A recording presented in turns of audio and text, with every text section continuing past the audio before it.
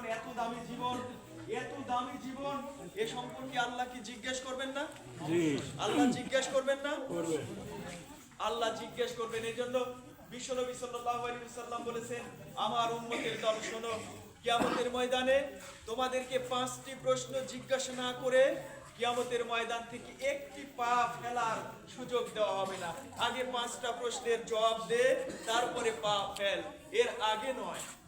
এর প্রথম প্রশ্নটাই হলো, বান্দা তোমার জীবন আন উমরিহি, তোমার জীবনের হিসাবটা দাও। তুমি তোমার জীবনটাকে কোন পথে, কার পথে, কিভাবে পরিচালিত করেছিলে? তুমি আল্লাহর পথে? আমি এত সম্পদ নিয়ামত দিয়ে তোমার জীবন ভরপুর করে দিয়েছিলাম, এত সম্পদ দিয়েছিলাম তোমার মানে দেহটাকে, এটা পাওয়ার পরে তুমি কি আমার পথে ব্যয় করেছিলে নাকি ইবলিসের পথে ব্যয় করেছিলে? বলেন আল্লাহ, এই দামি জীবন আপনি কাকে দিবেন? আপনি কাকে দিবেন? ইবলিসকে দিবেন নাকি আল্লাহরে দিবেন? বাংলাদেশ জামায়াতে ইসলামী আপনার জীবনটাকে আল্লাহর রাস্তায় যাতে আপনি ব্যয় করতে পারেন, এই পথ নির্দেশনা দেয়, এই দিকে মানুষকে ডাকে। হায় হায়, বড় আফসোস লাগে, এত দামি জীবনটা আজকে আমরা বিভিন্ন সময় দেখি 100 গ্রাম যদি জিলাপি খাওয়ায় দেয়, হ্যাঁ, 500 টাকার একটা চকচকা নোট যদি পকেটের মধ্যে ঢুকায় দেয়, আল্লাহর পথ ছেড়ে দিয়ে বাতিলের পথের দিকে রওনা দেয়। গিয়ে বলে, তোমার বাড়িতে সদস্য কয়জন? বলে 10 জন। বলে 5000 টাকা দিয়ে দিলাম। হায় হায়, এত টাকা, এত লক্ষ মিলিয়ন বিলিয়ন সম্পদ তোমাকে আল্লাহ,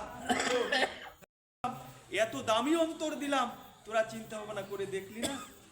কি বলেন আল্লাহ এটা কিনা? ভাবেন কিনা?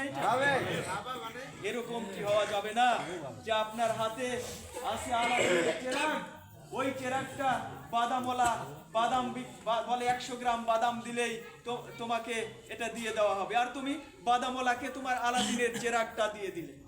কি বলেন? আমার আপনার হাতে আল্লাহ আলাদিনের চেরাগ দিয়েছে, এই সিলটার মূল্য আলাদিনের চেরাগের চাইতেও বেশি। ঠিক ওই সিলটা আপনি 100 গ্রাম বাদামে 1 কেজি জিলাপিতে দিয়ে দিলেন। আল্লাহ বলেন, কিয়ামতের ময়দানে তোমার পাকে নড়তে দেওয়া হবে না, জীবনের হিসাব আগে দাও, তারপরে তুমি পা ফেলো। সেদিন কি জবাব দিব? বলেন সেদিন কি জবাব দিব? এই জন্য প্রতিজ্ঞাবদ্ধ হতে হবে, প্রতিজ্ঞাবদ্ধ হতে হবে, দৃঢ় প্রত্যয়ী হতে হবে যে আমি চাই আমার এই রাইট যেন আল্লাহওয়ালাদের পক্ষে যায়। আল্লাহওয়ালাদের পক্ষে যেন আমার রায় যায়। রাজি আছেন তো? এটা কি একা কি করবেন? না, দল বল নিয়ে করবেন।